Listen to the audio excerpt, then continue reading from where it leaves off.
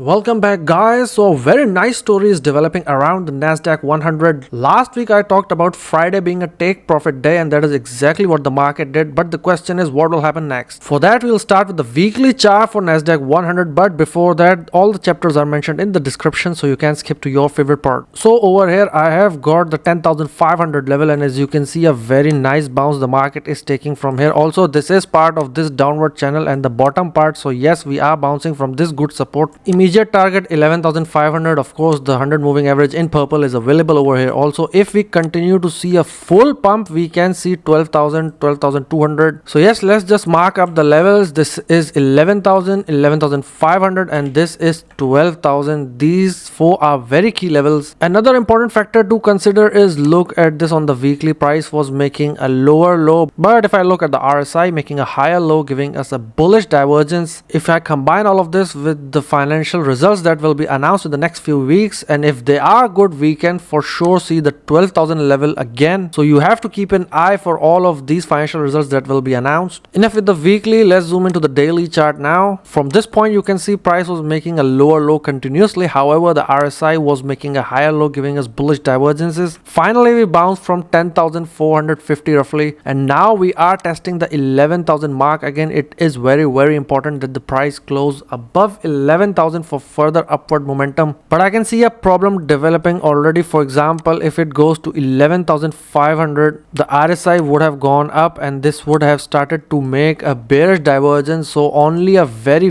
good pump will ensure that we see the 12,000 mark. But yes, the whole story has developed very nicely. We are having a bullish divergence, we are bouncing from critical support, and with good financial results we can see the 12,000 number. Not only this, if I draw up the fib levels from the recent high, look at this 11,200, this red line over here being very important. So yes, we can see a retest of this. Second number can be 11,677 over here, and then you can see that the 12,000 is perfectly sitting at the 0.5 mark, which is known as the beginning of the gold zone. So yes, quite the chance of a retest of this. So yeah, these were the reasons I have been entering the market from the 11,000 mark. All this area I was entering the market, not a bad point to enter. And also I mentioned that the overall, not only this, I was talking about the media being extremely bearish, and that is exactly the point when you should enter the market. When everyone is saying negative things, that is the time you have to enter the market. I want to highlight one more thing. If I draw up a channel like this, look at this. So yes, again we are seeing 11,000 being a resistance area. However, based on the financial result, there is quite the chance we might cross this towards 11.5 and then 12,000. Let's head over to none other than the